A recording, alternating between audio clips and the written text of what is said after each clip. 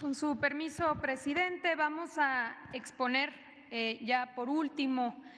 una preocupación que mantenemos en el Gabinete de Seguridad respecto a una decisión próxima, en las próximas semanas, de la Suprema Corte de Justicia de la Nación respecto a la prisión preventiva de oficio. Primero, señalar qué es la prisión preventiva de oficio. La Constitución establece en el artículo 19, segundo párrafo, que las personas acusadas de cometer delitos que por su gravedad sean de alto impacto para la sociedad, como es el caso de delincuencia organizada, de narcotráfico, homicidio, secuestro, feminicidio, tortura, trata de personas, abuso sexual infantil, entre otros, deberán llevar su proceso bajo prisión preventiva para poder garantizar de entrada que el acusado comparezca a juicio, que no haya una fuga y para salvaguardar la seguridad de las víctimas y de los testigos. Entonces, ¿qué se va a discutir en la Suprema Corte de Justicia de la Nación en las próximas semanas? La Suprema Corte está proponiendo invalidar el artículo 19 constitucional y ordenar a todos los jueces del país inaplicar la prisión preventiva de oficio. Esta decisión la toma a partir de una resolución emitida en enero de 2023 por la Corte Interamericana de Derechos Humanos, que, como sabemos, es una instancia judicial internacional que pertenece a la OEA, a la Organización de Estados Americanos, en donde condena a México y resuelve que se deben adecuar las leyes, incluyendo la Constitución, para eliminar la prisión preventiva. Aunque esta resolución por parte de la Corte Interamericana en realidad obliga a todo el Estado mexicano en su conjunto, la Corte atrajo la sentencia oficiosamente para interpretarla y ordenar unilateralmente cómo México debe darle cumplimiento sin que se tome en cuenta a otras instituciones. Una obvia sería el Congreso de la Unión, quien debería analizar la posibilidad de estas modificaciones. Creemos que la Suprema Corte no solo se excede en sus facultades, sino que pretende tomar una decisión sin dimensionar lo que esto significa para la paz y seguridad de nuestro país. Por ello es que el viernes pasado, el Gabinete de Seguridad le enviamos una carta a todas las ministras, a todos los ministros, para plantearles cuáles son nuestras preocupaciones. Y de entrada señalamos que esta decisión impactaría a la posible liberación de 68,000 presuntos delincuentes bajo prisión preventiva oficiosa al día de hoy. Estamos hablando de 11,640 acusados de homicidio, 7,150 acusados de secuestro, 5,617 de violación, 4,013 de narcotráfico y narcomenudeo, 3,800 de portación de armamento y explosivos, 1,405 de feminicidio, 1,273 de abuso infantil y corrupción de menores y 405 por delincuencia organizada. Aquí podemos ver los principales estados que se verían afectados por esta decisión. Destaca el Estado de México, donde hay 21,718 personas en prisión preventiva oficiosa. Cabe destacar que el número es tan alto precisamente porque la problemática está vinculada a la enorme tardanza de los propios jueces y de la cantidad de recursos y amparos que hacen que todos estos procesos duren mucho tiempo en resolverse. Ese asunto debe atacarse por el propio Poder Judicial, la enorme tardanza de los procesos y las resoluciones. La liberación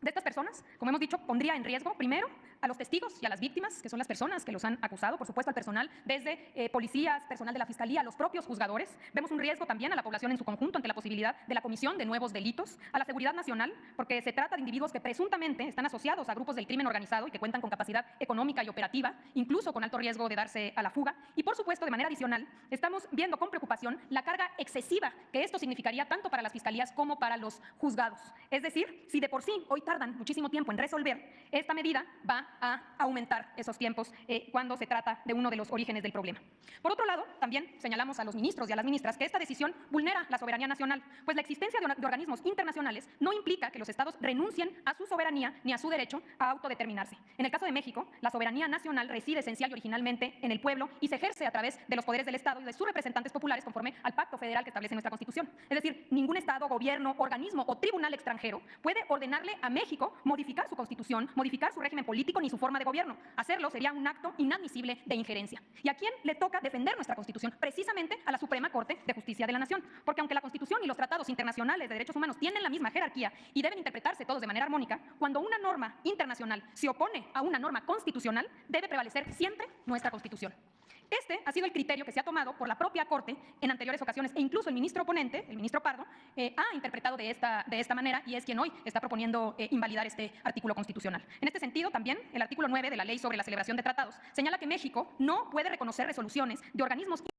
internacionales cuando esté de por medio la seguridad del Estado, el orden público o cualquier otro interés general de la nación. Finalmente, la Suprema Corte se excede al anular una disposición constitucional cuando la única facultada para reformar o para eliminar un artículo de la Constitución es el Congreso de la Unión a través de los diputados y los senadores con 2/3 partes con la ratificación de la mayoría de los congresos locales. Nos parece que esta decisión